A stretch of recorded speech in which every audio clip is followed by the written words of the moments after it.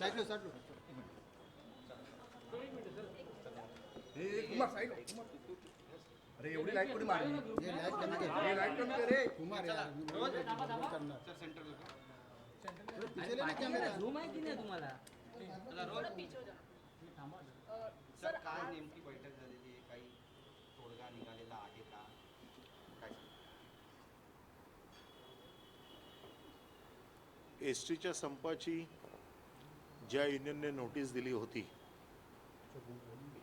ती कनिष्ठ कर्मचारी संघटना त्यांचे अध्यक्ष गुजर आणि त्यांच्यासोबत आलेले ॲडव्होकेट सदावर्ते, ॲडव्होकेट जयश्री पाटील आणि त्यांचे कर्मचारी यांच्याबरोबर माझी बैठक झाली।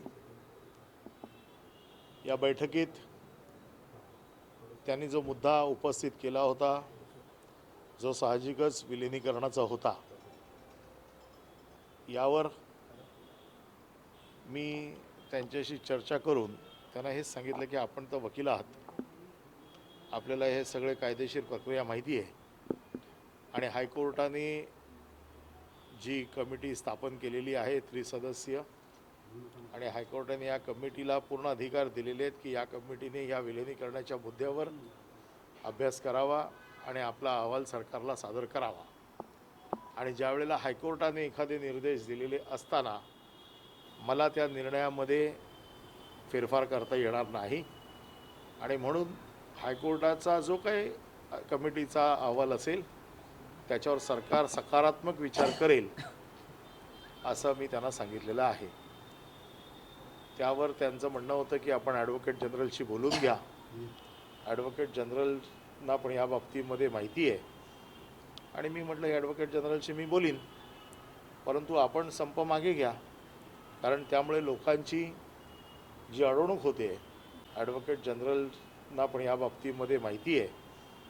आणि मी म्हटलं ॲडव्होकेट जनरलशी मी बोलीन, परंतु आपण संप मागे घ्या, कारण त्यामुळे लोकांची जी अडवणूक होते, लोकांना आज त्रास होतोय, हा त्रास कमी करा, कारण ह्या प्रोसेस जो आहे विलिनीकरणाचा हा कुठलाही प्रोसेस 1, 2, 3 दिवसात असा होत नाही। त्यासाठी जी काही कमिटी आहे ती कमिटीला योग्य तो वेळ दिलेला आहे, त्या वेळेतच हे काम होईल असं मी त्यांना स्पष्ट सांगितलेलं आहे।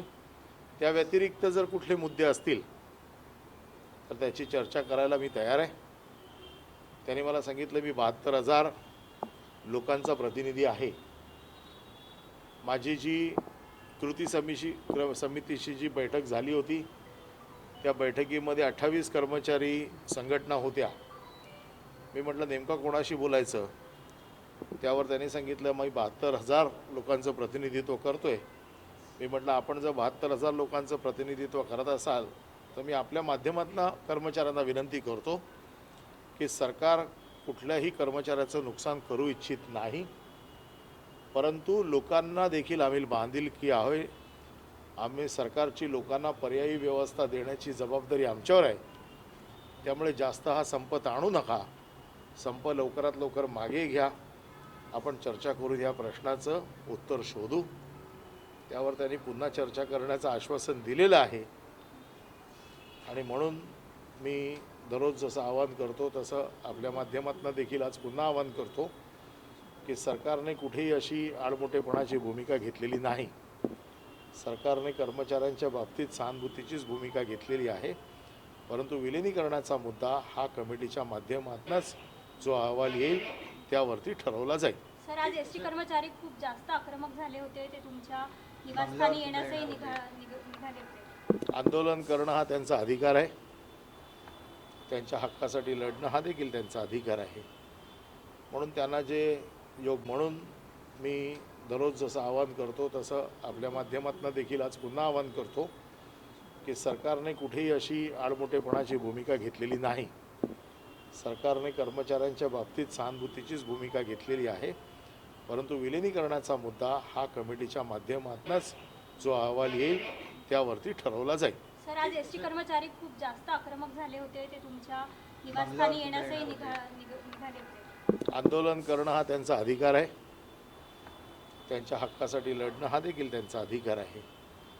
म्हणून त्यांना जे योग्य वाटतं ते करतायत, परंतु कोणाच्या तरी सांगण्यावरनं किंवा भडकवण्यावरनं त्यांनी कुठली कृती करू नये अशी मी त्यांना विनंती करतो. त्याचं कारण जे नेते भडकवत आहेत, उद्या एस टी कर्मचाऱ्यांचं नुकसान झालं तर हे कोणी नेते त्यांना विचारायला येणार नाहीत.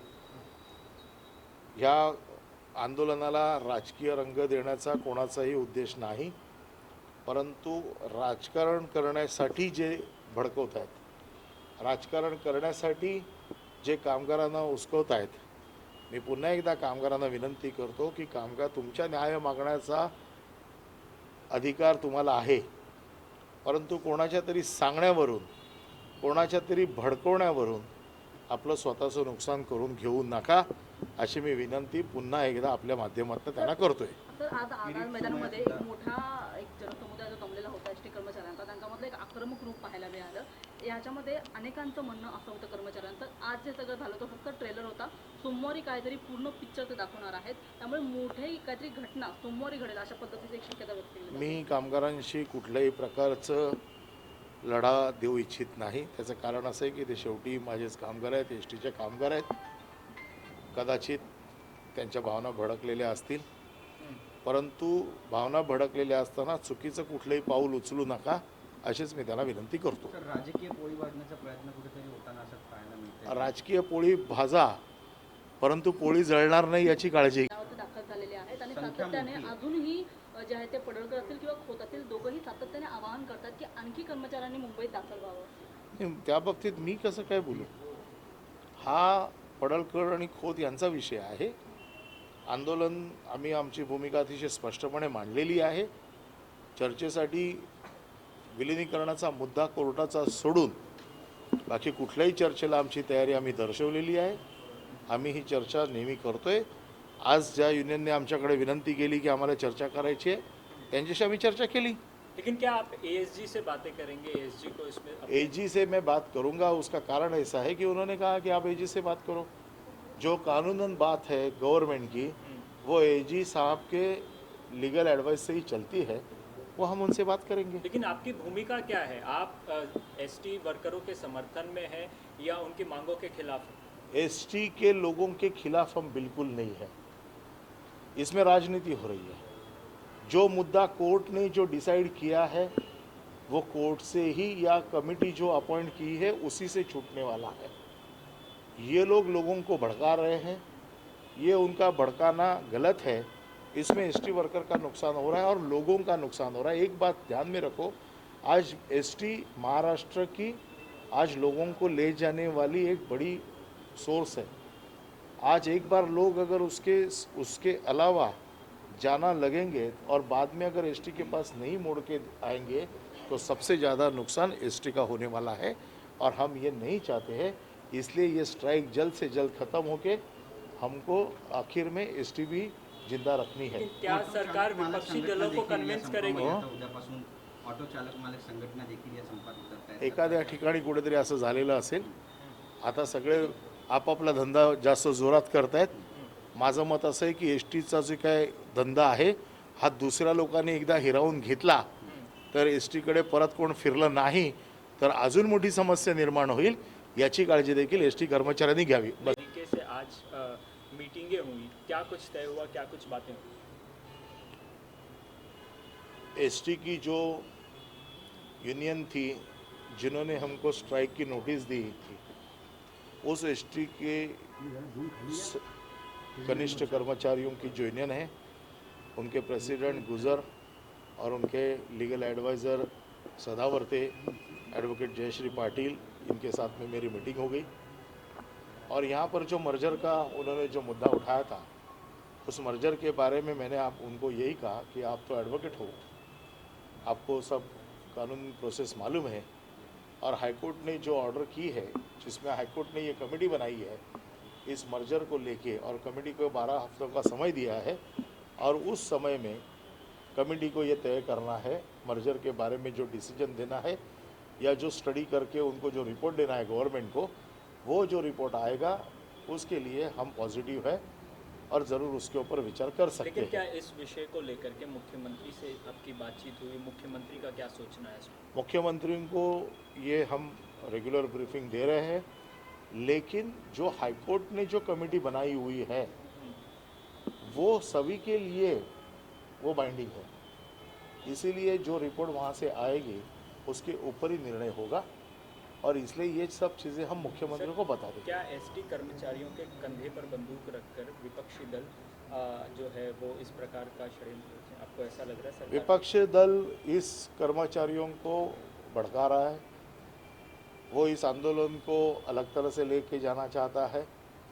उनका मुझे अभी तो ऐसे लग रहा है कि विपक्षों का उनको न्याय देने में कोई ज़्यादा इंटरेस्ट नहीं है, सरकार को बदनाम करने में ज़्यादा इंटरेस्ट है। तो आगे की क्या तो भूमिका? मैं ये चाहता हूँ कि एसटी के वर्कर है, उन्होंने समझना चाहिए ये राजनीति लड़ाई में एसटी वर्कर का कोई नुकसान नहीं हो, ये मेरा उसके ऊपर ख्याल रखना मेरा काम है और मैं वो करूँगा। सर